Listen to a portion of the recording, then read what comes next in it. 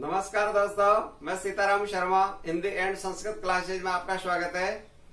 आज हम हिंदी व्याकरण में अविकारी शब्द पढ़ाएंगे, तो चलिए शुरू करते हैं।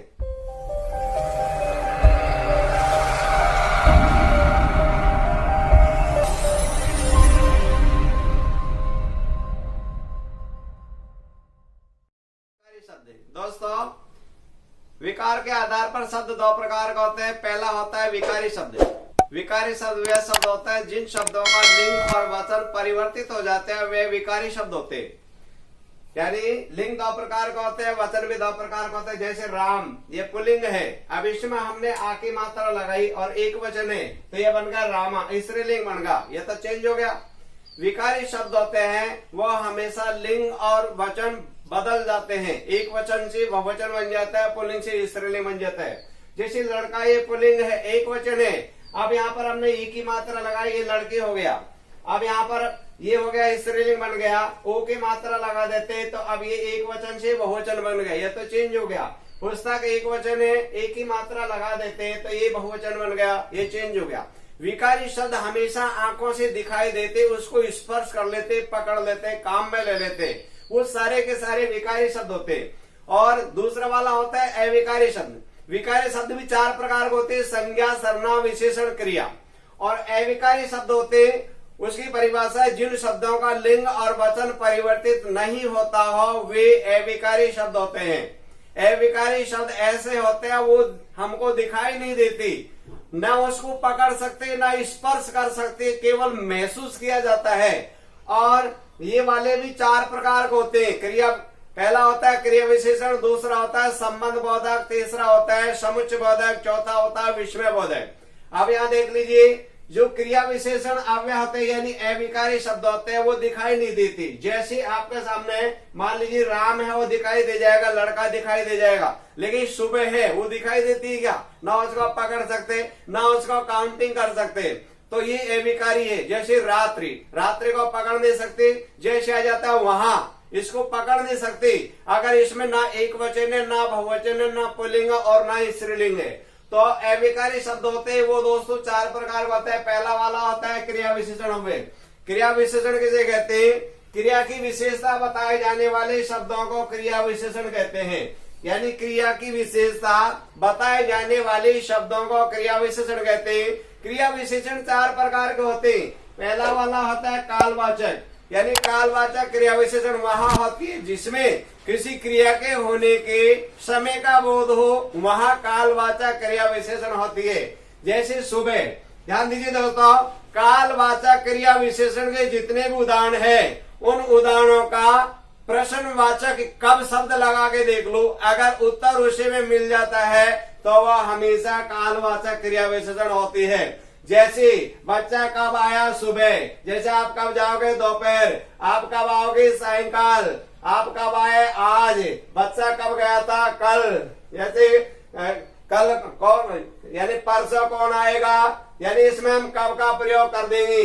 तो यानी जैसे अपन पूछ लेते भाई लगातार वर्षा हो रही है, भाई वर्षा कब से हो रही है? लगातार हो रही है। जैसे आ जाता है प्रतिमाह, वह यानी कब आता है? भाई प्रत्येक माह।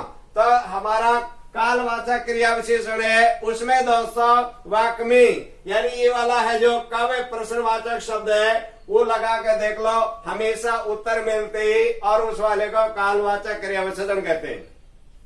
दूसरा वाला होता है स्थानवाचक क्रिया विशेषण, जिसमें किसी क्रिया के होने के स्थान का बोध हो, वह स्थानवाचक क्रिया विशेषण होती है। स्थानवाचक क्रिया विशेषण किसी भी वाक्य में होते हैं तो उसे क्वेश्चन मार्क लगा के देख लो कहां पर, यानी कहां शब्द लगा करके देख लीजिए उस वाक्य में, और उत्तर मिल जाता है, स्थान का नाम प्रकट हो जाएगा, वो स्थानवाचक क्रिया विशेषण होती है। जैसे बच्चा किधर देख रहा है? बच्चा कहाँ देख रहा है? उधर, उधर, ऊपर, नीचे, पास, दूर, दाएं, बाएं, सामने, आगे, पीछे, बाहर, भीतर, यहाँ, वहां, सर्वत्र। तो स्थानवाचक है, उसको कहाँ शब्द लगा के देख लो, वहां पर हमेशा स्थानवाचक क्रिया विशेषण प्रकट हो जाएगी। जैसे वाक्य दे दिया, अगर बच्चा दूर बैठा है तो उसका ये बोलेंगे भाई बच्चा कहाँ बैठा है, भाई दूर बैठा है। तो कहाँ शब्द लगा के देख लीजिए, वहां पर स्थानवाचक का प्रयोग किया जाएगा। ये वाले जो शब्द है ना एक वचन है, ना पुल्लिंग है, ना ये बहुवचन है, और ये हमको दिखाई नहीं देते, केवल महसूस किया जाता है। जैसे बोल दे भाई ऊपर, जैसे ये ऊपर, ये भी ऊपर, ये ऊपर, ऊपर को पकड़ सकतेगा, केवल महसूस करते भाई अब ये ऊपर आ गया है। तो ये ना एक वचन होते, ना बहुवचन होते, ना पुल्लिंग होते, ना स्त्रीलिंग होते, इनको इसलिए अविकारी शब्द कहते हैं। तीसरा वाला होता है रीतिवाचक क्रिया विशेषण, जिसमें किसी क्रिया के रीति यानी तरीका, जिसमें किसी क्रिया के होने की रीति यानी तरीके का बोध हो, वह हमेशा रीतिवाचक क्रिया विशेषण होती है। रीतिवाचक क्रिया विशेषण किसी भी वाक्य में होते हैं तो उस शब्द में प्रश्नवाचक कैसे शब्द लगा के देख लो, वहां कैसे शब्द लगाने के बावजूद उत्तर निकल जाता है, वो हमेशा रीतिवाचक क्रिया विशेषण होती है। जैसे बच्चा यानी अपने आप लगा लो कैसे, बच्चा कैसे चलता है धीरे, वे कैसे दौड़ता है तेज, वे कैसे चलता है धीरे जल्दी। जैसे बरसात कैसी हो रही, भाई मूसलाधार हो रही। जैसे उसने कैसे काम किया हाथों हाथ, वह कैसे है अचानक, वह कैसे चलता है फटाफट, वह कैसे बोलता है झटपट, यानी ऐसे वैसे कैसे काम करो। तो जो रीतिवाचक क्रिया विशेषण है उसके अंत में हमेशा प्रश्नवाचक वाक्य ये लगा के देख लो कैसे, वहां हमेशा रीतिवाचक क्रिया विशेषण प्रकट हो जाती। क्वेश्चन कंपटीशन में ऐसे दे देता है कि भाई लगातार वर्षा हो रही है, तो लगातार में देखो कैसे हो रही है, ये उत्तर नहीं मिला, तो यही होगा। अब भाई बरसात कब से हो रही है, तो इसका मतलब कालवाचक हो गया, क्यों लगातार आते, और कब बरसात चालू हुई, भाई लगातार हुई, जब से हुई उस समय कोई न कोई समय है, इसलिए यहाँ पर कालवाचक हो जाती है। तो ऐसे हमको पहचानना है। चौथी वाली होती है, वो होती है परिमाणवाचक क्रिया विशेषण। परिमाण का अर्थ होता है मापतोल, मापतोल के बारे में निश्चित पता ना हो, जिसमें किसी क्रिया के होने के माप एवं तोल के माध्यम से विशेषता बताई जाती है, वह हमेशा परिमाणवाचक क्रिया विशेषण होते हैं। इस परिमाणवाचक क्रिया विशेषण के जो प्रश्न होते हैं उसमें हमेशा यानी कितना शब्द क्वेश्चन मार्क लगा के देख लो, अगर उत्तर मिल जाता है तो वो वाला परिमाणवाचक होता है। जैसे गांधी जी, बच्चा कितना खाता है थोड़ा, वह कितना काम करता है भाई कम है, वह कितना बोलता है भाई न्यून, वह ज्यादा से ज्यादा काम करता है, वही वो कितना काम करता है अधिक, और कितने फल रखे भाई ढेर सारे, जैसे उसने कितना काम किया जरा सा, जैसे सामान कितना है भाई काफी है, जैसे ऐसे काम करो जितना उतना। तो परिमाणवाचक में हमेशा प्रश्नवाचक कितना शब्द लगा के देख लो और उत्तर मिल जाता है, तो परिमाणवाचक क्रिया विशेषण होते हैं। अब इसमें दोस्तों ये वाले जो क्रिया विशेषण के चारों शब्द है, ये ना पुल्लिंग होते ना स्त्रीलिंग होते, इनको महसूस किया जाता है, पकड़ नहीं सकते, छू नहीं सकते, डोंट टच बॉडी, यानी हम हमारे शरीर से स्पर्श नहीं कर सकते, वो हमेशा क्रिया विशेषण अव्यय होते, इन चारों में से ही होते हैं। दूसरा वाला जो अव्यय होता है वो होता है संबंध बोधक अव्यय। संबंध बोधक अव्यय वहां पर होता है जिसमें किसी संज्ञा या सर्वनाम के साथ संबंध शब्दों का प्रयोग किया जाता है, वह हमेशा संबंध बोधक अव्यय होता है।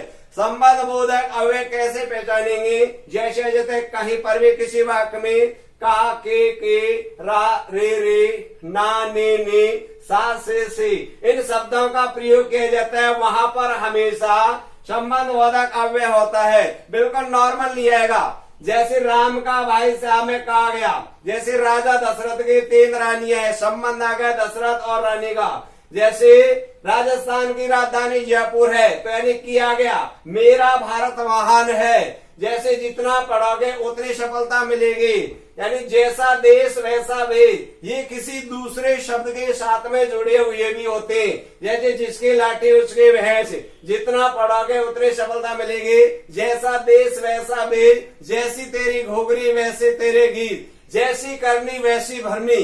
तो इनके माध्यम से कहने का मतलब संबंध बोधक अव्यय वहां होता है, थोड़ा बड़ा वाक्य रहता है, एक दूसरे में रिलेशन होता है, इन शब्दों के माध्यम से जानकारी मिल जाती है, तो वो हमेशा संबंध बोधक अव्यय होता है।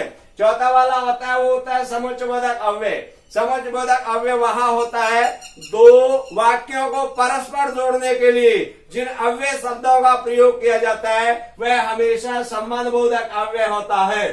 संबंध बोधक अव्यय जितने भी जो होते हैं ये आपके सामने दिखाई दे रहे हैं। इन शब्दों को कंपटीशन एग्जाम में पूछ लिया जाता है, भाई संबंध बोधक अव्यय जो शब्द होते हैं उनको दूसरा किस नाम से जाना जाता है, तो वो होते हैं योजक। योजक का अर्थ होता है जोड़ने में दो वाक्यों में इन्हीं का प्रयोग किया जाता है। इनका प्रयोग क्यों किया जाता है, एक वाक्य में बार बार पूर्ण विराम लगाने की जरूरत ना पड़े और हमारा जो वाक्य छोटे छोटे वो बड़े रूप में हो जाते हैं, इसलिए इन अव्यय शब्दों की आवश्यकता पड़ती है।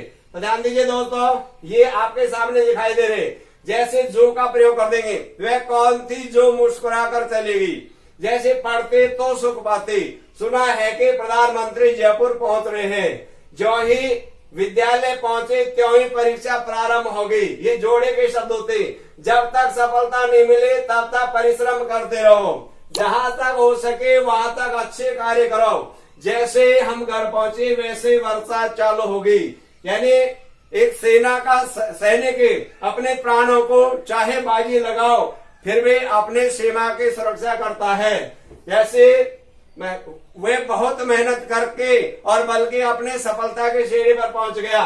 मैं वहां पर पहुंचा मगर वो नहीं आया। बाहर जाते समय छाता ले जाओ ताकि बरसात से भीगो नहीं। यानी आप यहाँ इसलिए आए क्योंकि सफलता मिल जाए, यानी जिससे देखो उधर वही स्थिति है। धृतराष्ट्र ने बहुत समझाया लेकिन दुर्योधन नहीं माना, गुरु ने बहुत समझाया किंतु शिष्य नहीं माना। यानी वह बहुत भगा परंतु साधन निकल गया।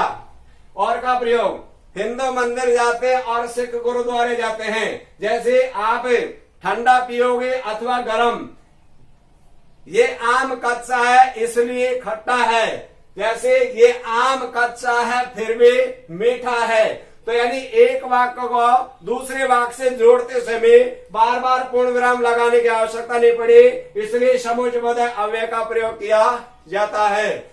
और चौथा वाला होता है विस्मयादि बोधक अव्यय। विस्मयादि बोधक अव्यय वहां पर होता है कहीं पर भी आश्रय, हर्ष, शोक, चेतावनी, क्रोध, घृणा, आशीर्वाद, संबोधन, भय, हे, अरे, ओ, वाह, अजी आदि शब्द आ जाते हैं, वहां पर विस्मयादि बोधक अव्यय होता है। जो ये वाले आपको चिन्ह दिखाई दे रहे होंगे, ये वाला होता है विस्मयादि बोधक, ये वाला चिन्ह। अब ध्यान दीजिए दोस्तों, वो क्या करेगा, अगर हे, अरे, ओ, वाह आदि दे दे तब तो बच्चा आसानी से पहचान जाएगा, लेकिन वो ये नहीं देगा। वो क्या करेगा, ये जो हमारे ऊपर वाले ये वाले शब्द है इनके माध्यम से देगा।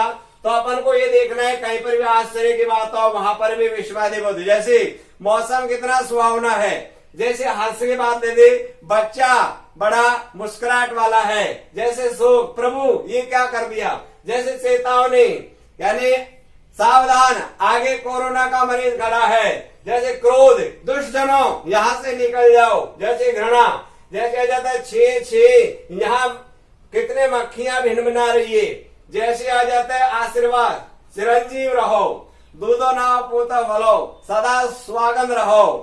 और आ जाता है संबोधन, संबोधन में आ जाता है हे, अरे, ओ है, यानी हे प्रभु सभी का कल्याण हो, हर हर गंगे। भय आ जाता है बाप रे बाप कितना, बाप रे बाप कितना बड़ा सांप है, तो ये क्या आ गया, भय आ गया, बाप रे बाप कितना बड़ा सांप है, यानी डर लग रहा है। तो दोस्तों ये वाले जो अपर रेखांकित किया है इनके माध्यम से दे दे तो अब ये विस्मयादि बोधक अव्यय है। और अगर हे, अरे, ओ दे देता है वाजे अजी तो अभी यानी ये है, इसमें कोई दिक्कत नहीं। ओहो आज तो बहुत बरसात हुई, वाह भारतीय टीम ने कमाल कर दिया, अजी सुन रहे हो, तो ऐसे संबोधन के जो अव्यय शब्द होते वहां पर हमेशा विस्मयादि बोधक अव्यय होता है। दोस्तों आगे एक छोटा सा टॉपिक और है, उसको कहते हैं निपात। ध्यान दीजिए दोस्तों, निपात क्या होता है, आरजीएस होता है, आरएएस होता है, या जितने भी कंपटीशन होते हैं उसमें निपात के बारे में भी पूछ लिया जाता है। ये अव्यय शब्दों से निकला हुआ है निपात। ऐसे अव्यय शब्द जो वाक्य में किसी पद के साथ आकर के उसे विशेष बल प्रदान करते हैं वे निपात होते हैं। यानी निपात क्या होता है, किसी वाक्य में कुछ ऐसे शब्द अव्यय के जिनके प्रति व्यक्ति 100% ध्यान केंद्रित करते हैं वो हमेशा निपात होते हैं। आपके सामने यहाँ पर बोर्ड पर है, निपात क्या होते हैं? यानी ही, भी, जो, तो, तक, मात्र, केवल, भर, बिना, फिर। इन शब्दों को वाक्यों में आते ही एक विशेष दृष्टिकोण होता है, व्यक्ति हमेशा ध्यान देगा। कैसे? जैसे ही का प्रयोग कर लेते हैं, जैसे राधा ही नाच रही है, तो राधा और नाचने के प्रति एक बल प्रदान होगा कि वास्तव में बिल्कुल सत्य है कि राधा ही नाच रही है। मान लो कोई झूठ में मान सकता है राधा नाच रही है, कोई माने तो माने, नहीं माने। मान लीजिए आगे का फ्रंट ना देखे मुंह, और वो पीछे से देखे कैसे बता सकता भाई राधा नाच रही है? तो सामने वाला दूसरा वो कहेगा राधा ही नाच रही है, वो उसको ध्यान बिल्कुल केंद्रित कर देता है। वहां हमेशा ये होते हैं राधा ही नाच रही है। जैसे मान लो अपन कहते जल ही जीवन है, तो जल और जीवन के दोनों के मध्य में जो ही लगाया वो एक विशेष बल प्रदान करता है, ध्यान केंद्रित करवा देता है, उन्हें हम निपात कहते हैं। जैसे आ जाता है भी, जैसे सुनीता और विशाखा भी नाचेगी, तो यह क्या आ गया? भी का प्रयोग कर दिया गया है। जैसे सविता भी पुष्प ला रही है, तो सविता और पुष्प लाने के प्रति जो भी शब्द लगाया है वहां पर बिल्कुल बल प्रदान हो गया, इसलिए ये क्या हो गए? निपात हो गए।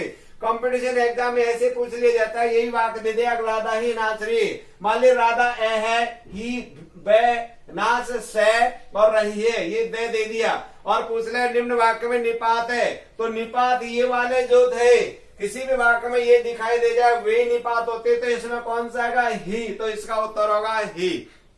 आगे वाला है जो का प्रयोग। जैसे आ जाता है वह कौन थी जो मुस्कुरा कर चली गई, तो यहाँ पर जो मुस्कुराने पर कौन थी इसके ऊपर ध्यान दिए गए। जैसे ये वही देश है जो सोने की चिड़िया कहलाता है, जैसे इस पेड़ को देखी जो सूख गया। अब आ जाता है तो का, जैसे पढ़ते तो सुख पाते, यदि समय पर दवाई लोगे तो जल्दी ठीक हो जाओगे। जैसे आ जाता है तक वाला उदाहरण है, परीक्षा परिणाम अभी तक नहीं आया, जैसे खाना अभी तक नहीं बना, तो ये ध्यान केंद्रित हो रहा है, उसके बारे में इंतजार हो रही है, बल प्रदान कर रहा है। जैसे मात्र, जितने भी जो चेक होते हैं और नोट होता है उसमें मात्र लिखा रहता है, कम और ज्यादा नहीं हो सकती, तो ये लिखा रहेगा कि हमें मात्र 1000 रुपए मिले, धारक को इतने 1000 रुपए का चेक अदा करे मात्र, तो मात्र लिखा रहता है। जैसे केवल आ जाता है, केवल का प्रयोग, जैसे ये स्थान केवल महिलाओं के लिए है, ये रास्ता केवल एक तरफ का है, तो एक ध्यान केंद्रित हो जाता है।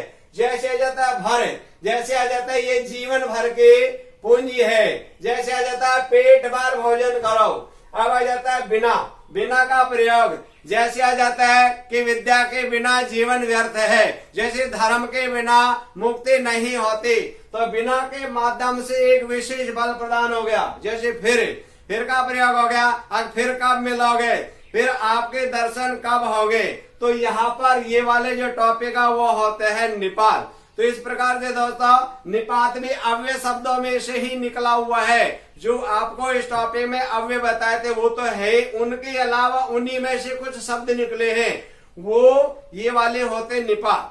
दोस्तों अगर आपको ये वीडियो अच्छे लगे तो इसे लाइक करें तथा हमारे इस चैनल को सब्सक्राइब करें, और इस टॉपिक में किसी भी प्रकार की कोई प्रॉब्लम हो तो आप हमें कमेंट करके अवश्य बताएं।